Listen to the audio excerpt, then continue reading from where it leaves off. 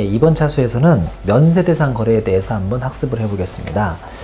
그 91페이지에 제가 이제 표를 요약을 했는데, 면세대상 거래가 우리나라에 꽤 많은 거래가 있습니다만, 표의 왼쪽 세로에 있는 것처럼 기초생활필수 재화용역, 그 다음에 국민후생 관련 재화용역, 문화 관련 재화용역, 부가가치의 구성요소, 기타 뭐 이렇게 몇 가지로 일단 그룹핑을 할 수가 있고요. 그 중에서 이제 가장 우리가 일상생활이나 실무에서 자주 만날 수 있는 게 바로 기초생활 필수 재화 용역이 가장 일반적이지 않을까 싶습니다.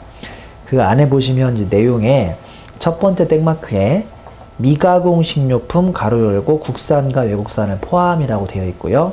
그 다음에 단순 가공 식품의 경우에는 판매 시설 및 독립적 관입 병입 시 과세라고 되어 있네요. 이 참 좀 알아듣기 힘든 알쏭달쏭한 말이 있는데, 자, 이 말이 뭘까요? 그리고 그 다음 줄에 보시면 우리나라에서 생산된 비식용 농축수 임산물까지인데요. 요거부터 일단 구분을 하셔야 합니다. 이게 제일 중요하니까요. 자, 면세가 여러 가지가 있겠지만 가장 대표적인 게 지금 첫 번째 미가공 식료품이 금방 있었죠. 두 번째, 우리나라 생산된 비식용 농축수 임산물이 있었습니다. 이런 것들이 전형적인 미가공 식료품과 우리나라 비식용 농축수 임산물이 면세에 가장 일단 중요한 것 중에 하나인데요. 제가 한번 차근차근 설명을 드리겠습니다. 이 미가공이라는 것이 세법에서는 뭐를 가해버리면 가공이 됐죠? 열이죠? 아시다시피 세법에서는 어떤 그 음식이나 뭔가에다가 열을 가해버리면 그 성질이 변한다. 그래서 가공이라고 봅니다. 그러니까 제가 뭐 항상 농담처럼 하는 얘기지만 농담이 정말 아닌데요. 제가 예전에 용인휴게소인가요? 어디 휴게소를 감사를 한 적이 있는데, 거기 휴게소에 가면 다양한 먹거리를 파는데 그 휴게소 그 담당하시는 분들이 우리보다 오히려 우리 회계사들보다 훨씬 과세 면세를 잘 판단하시더라고요. 왜냐면 그분들은 항상 파니까. 그 우리 왜 마트 같은 데 가면요, 오징어를 팝니다. 그 왜 생물 오징어 있죠. 생물 오징어. 그러니까 바다에서 잡아서 가져오는 오징어. 그거 당연히 면세고요. 왜냐면 열을 가하지 않았으니까. 그거 말고 건어물 쪽을 가면 또 마른 오징어를 팔죠. 마른 오징어도 오징어를 말릴 때 막 열을 가하거나 그렇진 않습니다. 태양에 말리거나 뭐 그러겠죠. 그러니까 그런 것도 오징어도 마찬가지로 면세입니다. 근데 휴게소에서 왜 그 맥반석 오징어라고 해가지고 맥반석 위에서 이제 오징어를 구워서 팔지 않습니까? 그 오징어는 열을 가해서 한번 구워서 팔기 때문에 일반 오징어는 면세인데 맥반석 오징어는 과세 되겠습니다. 되게 신기하죠? 자, 근데 요거는 뭐냐면요, 우리나라에서 생산된 비식용 농축수 임산물이랍니다. 그러니까 저 중요한 거는 미가공 식료품은 국산하고 외산을 불문한다는 거예요. 그냥 국산이든 외산이든 가공하지 않았으면 미가공 식료품은 무조건 면세입니다. 근데 비식용 농축수 임산물은 우리나라 것만 면세죠. 이게 뭔 소리냐면 비식용이 되려면 못 먹어야 한다는 소리거든요. 농축수 임산물 중에 못 먹으면 우리나라 것만 면세라는데, 지금 속으로 약간 의아하시는 거죠? 나는 농축수 임산물 중에 못 먹는 게 없는데? 아니죠. 은근히 농축수 임산물 중에 못 먹는 게 많습니다. 예를 들어 볼까요? 못 먹는 거? 못 먹는 게 뭐 있을까요? 갑자기 또 예를 들려니까 생각이 안 나네. 금붕어. 금붕어 드시나요? 그 예전에 가수 김창완 씨인가가 부른 노래가 있죠. 뭐 한밤중에 목이 메어 냉장고를 한밤중에 목이 메어 냉장고를 열어보니까 뭐 어머니가 만들어준 금붕어가 있나요? 그건 아니잖아요. 어머니가 고등어고. 금붕어는 당연히 못 먹고요. 또 못 먹는 게 뭐가 있을까요? 갯지렁이? 갯지렁이는 먹으면 안 돼요. 내가 물고기죠, 물고기. 갯지렁이를 먹어버리면 내가 낚시밥에 걸린 물고기인 거예요. 또 관상용새? 새는 새장 안에 가만히 놔둬야지. 그거 먹으면 안 돼요. 그 다음에 또 목재 이런 거 먹을 수 없습니다. 이런 거는 우리나라 것도 애완견 뭐 이렇게 먹으시면 안 돼요. 아무리 여름에 몸보신 한다고 해도 애완견을 먹을 수는 없습니다. 뭐 이런 것들이 전형적인 비식용 농축수 임산물인 거죠. 그러니까 애완견도 우리나라 애완견, 우리나라에서 태어난 애완견을 사고 파시면 이거는 면세 거래가 되는데, 해외에서 직수입해온 애완견을 집에 사놓으시면 그거는 과세가 됩니다. 이게 항상 뭐가 문제냐면 단순 가공식품이 문제입니다. 단순 가공식품.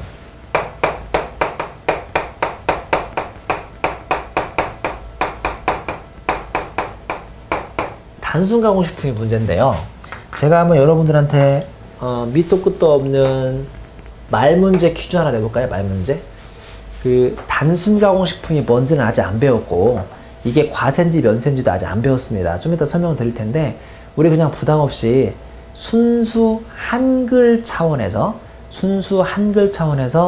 단순 가공식품은 가공식품인가요? 미가공식품인가요? 다시, 순수 한글 차원에서 단순 가공식품은 가공식품인가요? 미가공식품인가요? 정답은 뭐죠? 아니, 가공식품이죠. 왜냐면 여기 가공이라고 써 있잖아요. 그러니까 원래 단순 가공식품은 미가공은 아니니까 과세를 해야 하는데, 이게 예를 들어서 뭐냐면요, 아주 애매하게만 열을 다했거나 아주 기본적이고 원시적인 가공을 한 거죠. 대표적인 게 시장 반찬가게에 가면 반찬가게 아줌마가 데친 채소를 팝니다. 아니면요, 여러분 김치 있죠? 김치? 우리 밥상에 많이 올라오는 김치. 그 다음에 장아찌 종류. 갑자기 배가 고파지는데요. 그 다음에 또 장류 있죠? 된장, 간장, 뭐 이런 장류 있잖아요. 또 젓갈류 있죠? 이런 거를 소위 단순 가공식품이라고 부릅니다. 그러니까 가공을 하긴 했는데 단순하게 했습니다. 원칙은 당연히 가공했으니까 이거는 과세가 돼야 하는데, 이거 저한테 뭐하고 하지 마시고, 이게 저희 취지는 아니고 국세청 세법전의 취지에 의하면 이렇게 단순 가공식품은 누가 많이 먹느냐? 예? 고시생, 노총각, 뭐 이런 사람들이 많이 먹는데요. 그리고 또 뭐 취업 준비생, 이런 사람들이 많이 먹으니까 이제 이 사람들의 세부담을 완화해주기 위해서 단순 가공식품은 뭐로 열거를 했어요? 면세로 열거를 해놨습니다. 신기하죠? 근데 아직 끝난 게 아닙니다. 이거를 잘 보세요. 사업상 독립적으로 꾸준히 관입을 하시거나 병입을 해서 팔아버리면 요거는 바로 과세로 바뀝니다. 자, 다 귀찮으시면 이것만 기억하시면 돼요. 종갓집 김치.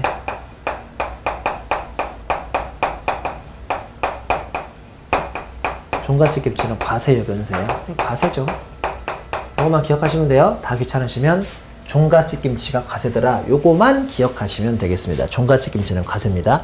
왜냐면 김치는 미가공은 아니고 단순 가공이어서 이게 고시생, 노총각, 준비생들이 많이 먹으니까 면세를 해줘야 하는데, 사업상 독립적 명칭으로 종갓집 같은 큰 업체에서 관에 넣거나 병에 넣거나 플라스틱에 넣어서 파열해버리면 이게 과세가 되니까, 쉽게 얘기해서 종갓집 김치는 과세입니다.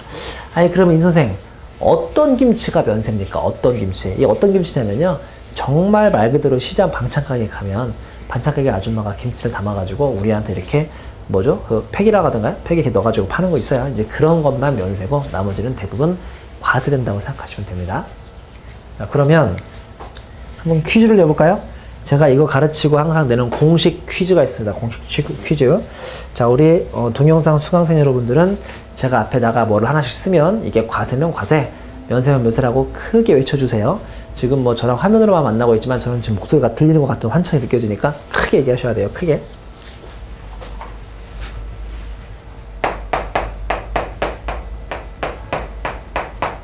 병우유, 즉 병에 담아 파는 우유, 병우유. 병우유는 과세인가요, 면세인가요? 과세, 면세요. 과세? 왜냐면 병, 여기 사업상 독립적으로 관이 병입을 해서 팔았으니까 병우유는 과세다. 맞습니까? 아니죠. 병우유는 전형적인 면세죠. 선생님, 갈수록 헷갈려 죽겠습니다. 언제는 사업상 독립적으로 관이 병입하면 과세라면서 왜 이건 면세입니까? 왜 그러냐면 얘는 단순 가공식품이 아니죠. 그냥 얘 자체가 미가공식품인 거예요. 그러니까 뭐 이렇게 뭐 관이 병입 여부에 따라서 과세가 면세로 바뀌고 면세가 과세로 바뀌는 건 오직 누굽니까? 오직 누구냐면요. 단순 가공식품만 그게 있어요.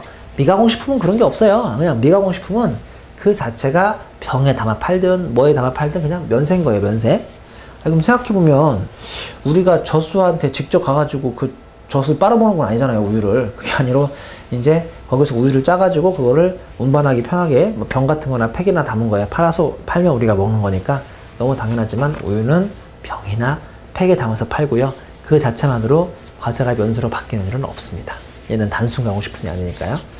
두 번째 퀴즈.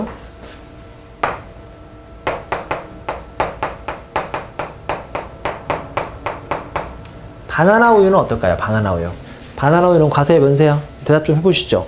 요걸 좀 많이 맞추시던데. 바나나 우유는 과세예요, 면세예요? 이거는 과세죠.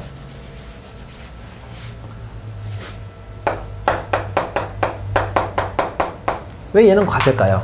아시겠지만 바나나 우유는 처음부터 젖소한테 바나나를 막 먹여가지고 찬 우유는 아니죠. 얘는 그 우유에다가 그 바나나 향을 착향할 거나 뭔가를 효과를 이렇게 올린 거 아닙니까? 그래서 얘는 이미 가공된 우유나 마찬가지고 이거를 과세로 합니다. 그러니까 병우유, 바나나 우유는 서로 과세 면세 여부가 전혀 달라지는데 왜 그래서 우리나라에 그런 말이 있잖아요. 흰 우유보다 바나나 우유가 좀 더 비싸다. 이게 왜 그러냐면 바나나 우유에는 바나나를 착향해서 그런 것도 있지만 얘 자체가 10% 부가세가 붙으니까 더 비쌀 수밖에 없는 겁니다. 뭐 당연한 논리인 거죠. 자, 91페이지에 이번에는 세 번째 땡마크 수돗물, 생수, 이거 과세입니다. 이건 수돗물이 아니니까 생수는 과세고요. 연탄하고 무연탄도 면세가 되고 있습니다. 그 다음에 여성용 생리처리 유생용품도 당연히 기초 생필품이니까 면세가 돼야겠죠. 그 다음에 중요한데요. 여객 운송 용역, 가로 열고 항공기, 고속버스, 전세버스, 택시, 특수자동차, 특종선박, KTX, 고속철도에 의한 여객 운송 용역이나 자동차 대여 산업은 과세다라고 되어 있습니다. 그러니까 기본적으로 우리가 생활 가까이에서 운영하고 있는 사용하고 있는 그 대중교통에 대한 교통비는 다 면세가 받고요. 이제 그게 아니라 가로 내용에 있는 거 기억하셔야 하는데 항공기, 고속버스, 그 다음에 택시, 그다음에 고속철도 이 네 가지죠. 항공기, 고속버스, 그 다음에 택시, 그 다음에 KTX 뭐 이런 것들은 그 과세라는 것도 잊으시면 안 되겠습니다. 그 다음에 주택과 부수토지의 임대 용역인데요. 이건 뭐 상당히 중요하죠. 제가 이거는 다 끝나고 나중에 칠판에다가 정리하면서 한번 필기를 해드릴게요. 그 다음에 주택 공급 중 국민주택 공급 및 건설 용역인데 이거 역시나 제가 나중에 뒤에 이 표까지 끝나면 한번 쭉 설명을 드리겠습니다. 그 다음에 국민 후생 관련 재화 용역인데요.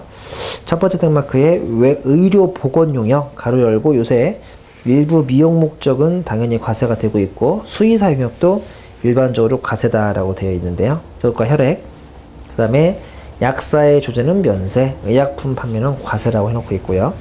그 다음 땡마크에 정부의 허가 인가 또는 주무관청에 등록 또는 신고된 교육 용역, 산학협력단, 그 다음에 우표, 가로 열고 수집용 우표는 과세. 왜냐하면 수집용 우표는 좀 부자들만 모으는 거거든요. 안 그러면 이제 그 우표 놓은 거에 이렇게 딱 잘라가지고 그것만 모으는 경우도 있고요. 수집용 우표 참 고상한 취미네요. 그 다음에 인지, 증지, 복권과 공중전화까지는 다 과세고요. 핸드폰, 집전화랑 핸드폰은 과세가 됩니다. 여기 공중전화까지는 면세고요. 면세. 그 다음 땡마크에 법소정 제조담배 중 판매가가 200원 이하인 건데 요새 없죠. 예전에 소위 군팔이라고 해서 뭐 군대 팔팔 같은 거 그랬던 것 같은데 지금은 이런 게 아예 없습니다. 그 다음에 문화 관련 재화 용역이라고 해서요. 첫 번째 땡마크에 도서나 도서대 용역, 그 다음 땡마크에 신문, 잡지, 관보 및 뉴스통신, 그 다음 땡마크에 예술창작품, 예술행사, 문화행사, 아마추어 운동경기. 제가 예전에 고등학교 다닐 때 아마추어 야구 참 많이 따라다녔습니다. 왜냐면 우리 학교가 그때 야구를 한 학교였는데 이제 그 한 번씩 결승전이 아니라 뭐 4강이나 8강만 올라가도 우리는 쭉 단축 수업하고 가서 응원하고 그랬었거든요. 그러다 보니까 이런 아마추어 운동 경기도 부가세가 붙지 않는다는 거. 그 다음 땡마크 도서관, 과학관, 박물관, 미술관, 동물원 또는 식물원의 입장이라고 해서 우리 잘 안 가는 곳 있죠? 잘 안 가는 곳, 잘 안 가는 곳들이 다 이제 면세입니다. 네, 마지막 그 다음에 밑에 내려오시면 부가가치의 구성 요소라고 해서 저술가, 작곡가 등의 직업상 제공하는 인적 용역 이것도 면세고, 그 다음에 토지의 공급, 금융보험 용역, 가로 내용 중요하죠. 토지의 임대는 과세라고 되어 있으니까 이것도 헷갈리시면 안 됩니다. 그 다음에 마지막 기타에 보면 국가, 지자체, 지자체 조합이 공급하는 재화 영역. 여기는 이 공급에다가 밑줄을 그으셔야 돼요. 나중에 헷갈리니까. 이 공급. 국가 등 이 공급하는 거. 그 다음에 다음 땡마크 보시면 국가, 지자체, 지자체 조합, 공익, 일정 공익단체의 무상으로 공급. 요거는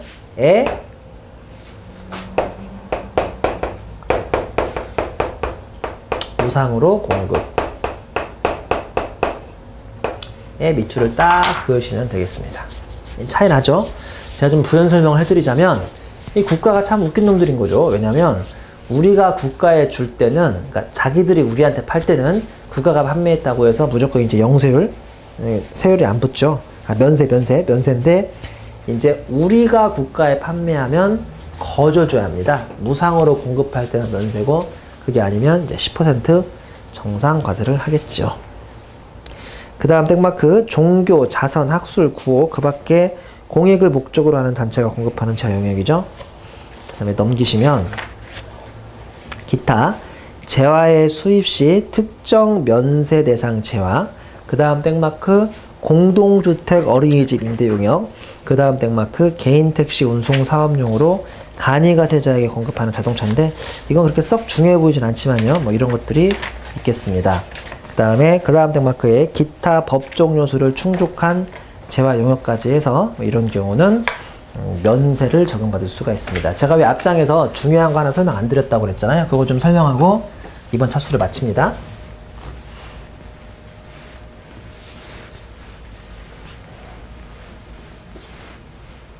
자, 요거죠.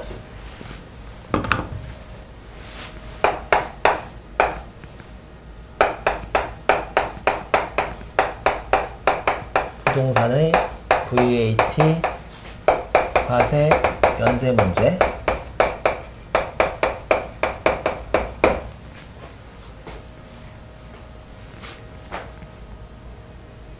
구분. 건물이냐 토지냐. 다시 건물이 주택이냐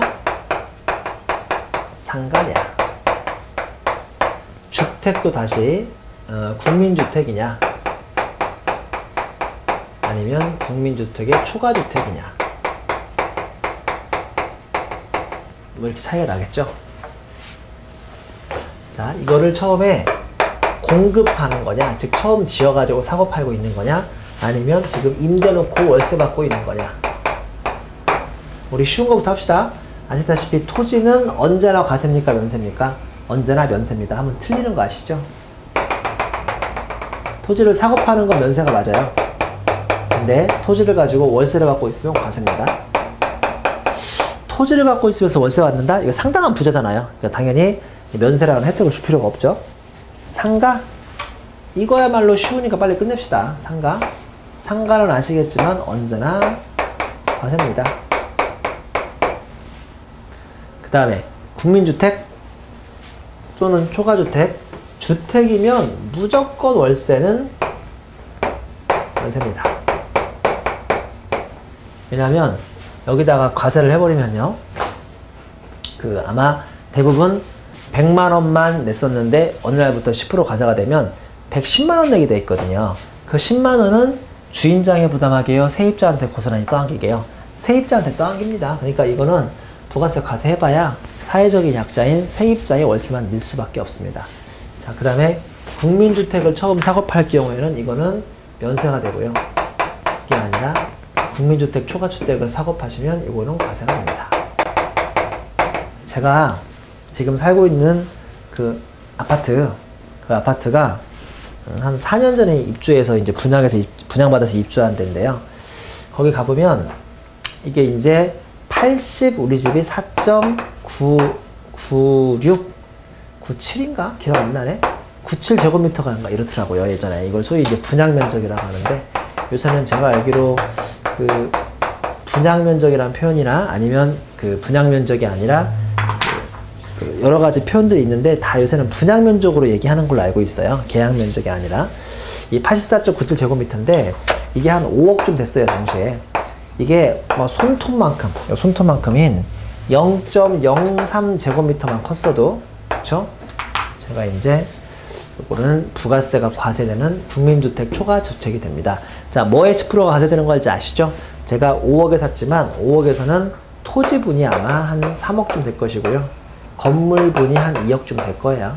그러니까 이거의 10%니까 결국은 5억 2천에 이 집을 살 뻔했습니까? 그러니까 손톱 면적만큼만 이제 좁거나 넓어도 국민주택이 되거나 국민주택 초과주택이 되니까 이제 이 부분은 반드시 유념해서 면세 여부를 따져보셔야겠습니다. 안 그러면 이게 토지분에서까지도 붙어버리면 물론 이제 과세가 안 되긴 하지만 반드시 따져보신 다음에 이제 이 규정에 따라서 국민주택 여부를 따지고 부가세, 과세면세 문제를 보셔야겠습니다. 이번 차수는 자 여기까지 면세에 대해서 구체적으로 설명을 올렸습니다.